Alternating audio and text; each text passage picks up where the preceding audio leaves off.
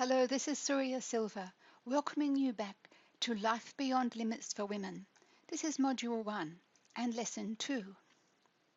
In the last lesson, we talked about how important it is to start increasing your awareness. And in this lesson, we'll cover the foundations for the program. We're going to start from where you are right now in your life and look at what you want to create in this life beyond limits. So let's begin to look at your life right now.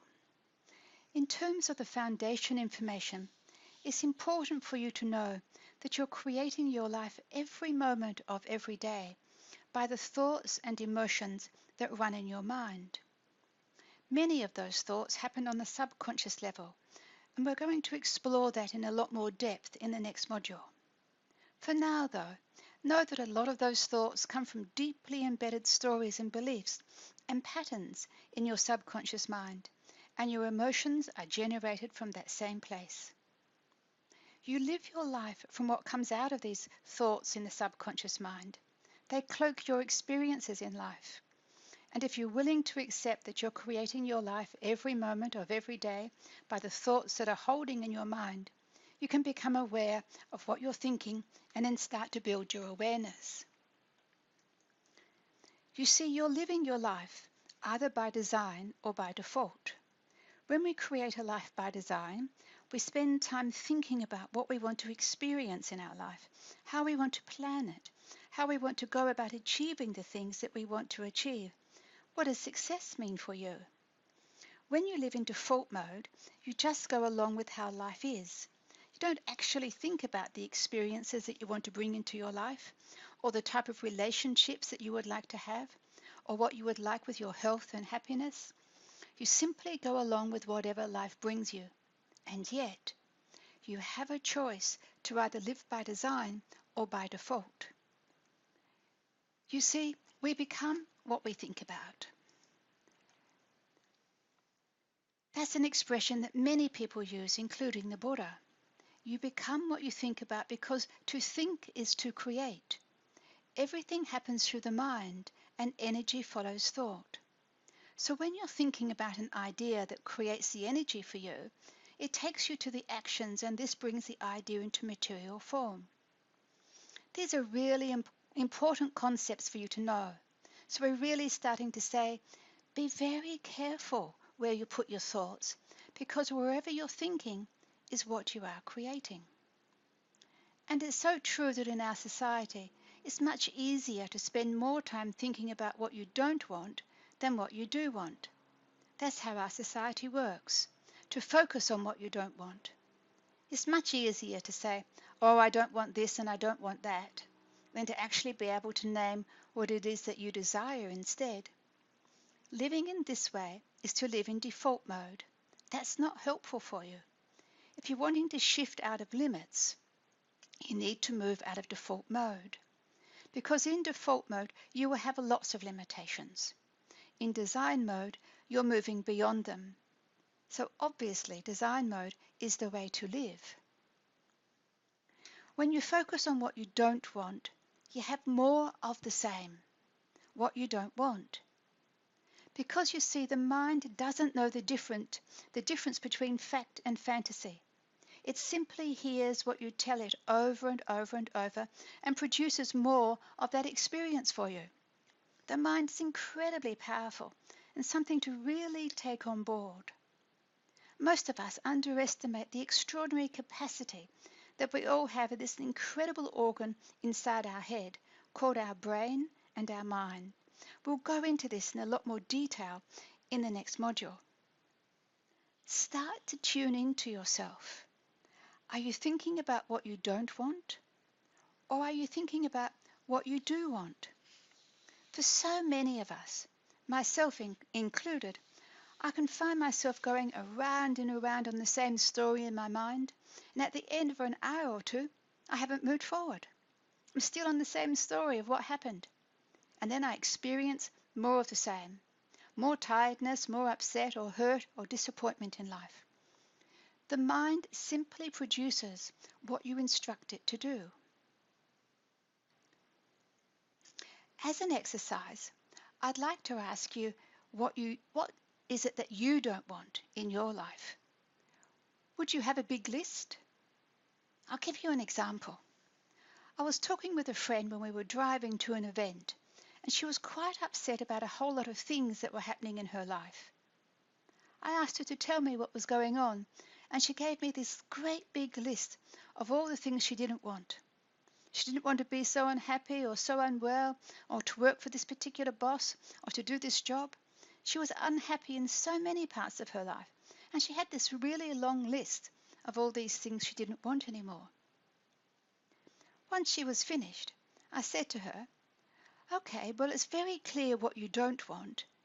Now tell me what you do want in your life." And her list was actually quite small. We were on a long journey, and so we had time to explore what she did want. Initially, she became really upset. "I don't know what I want." I encouraged her. "Let's explore it. You actually do know what you want. However, we often camouflage those wants, and we don't allow ourselves to really tap into that which we desire. Neither do we allow ourselves to have them.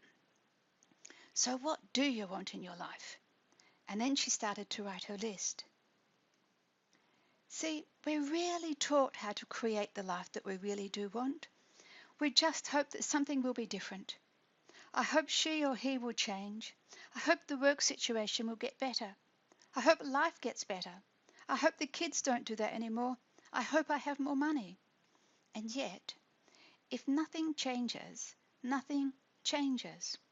What that means is that if nothing changes in your thinking, nothing will change in your environment.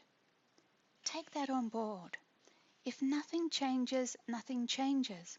Because your thinking leads to your feelings, which leads to your behavior and leads to the outcomes that you experience. Now, this is also really important because everything has to be a thought before it can be anything else.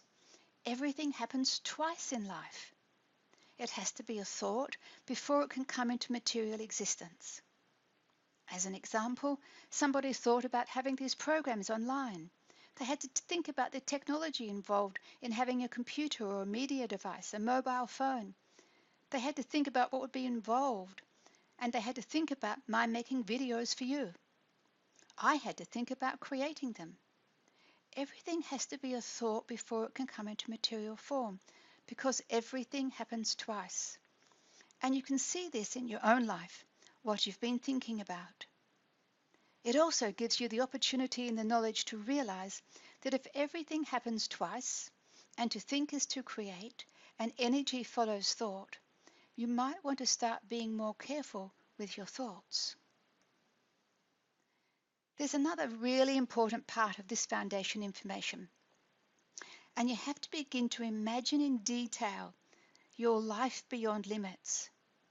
You know, it's really unfortunate that as kids, many of us are told to stop daydreaming, stop looking out of the window and concentrate, stop having all those fantasies, stop imagining.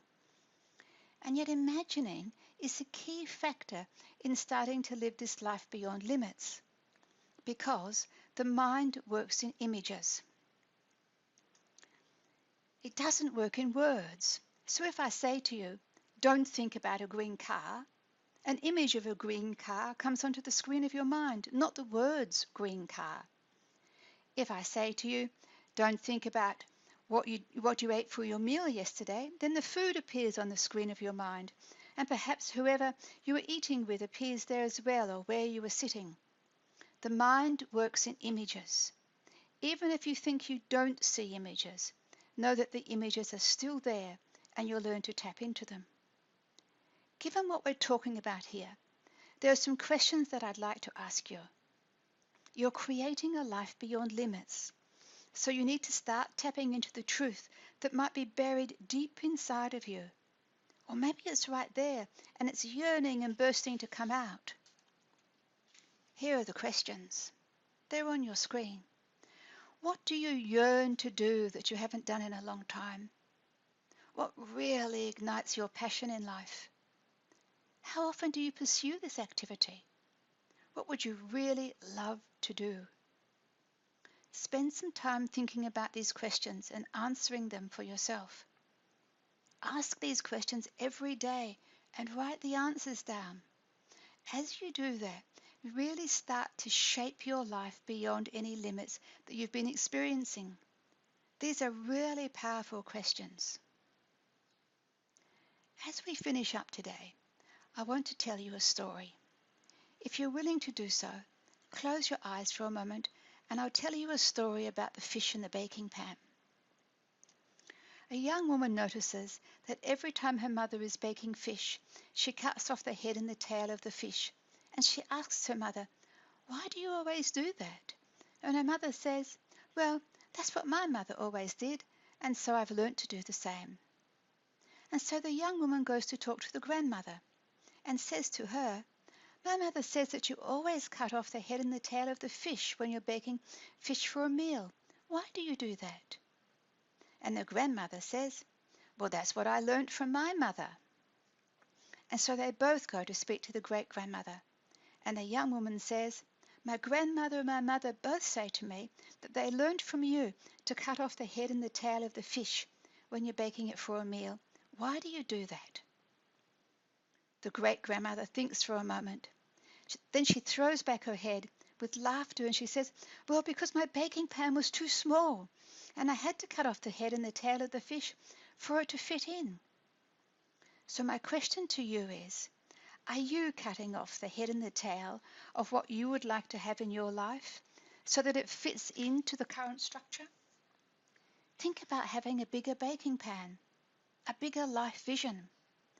Think about how your life would be if the baking pan were ever expanding to take all that you're wanting to bring into your life right now. I'll leave that with you for this lesson, and I'll see you in the next one. You have quite a few things to take on board in this lesson, so make sure that you take note. And I'll see you next time. Bye for now.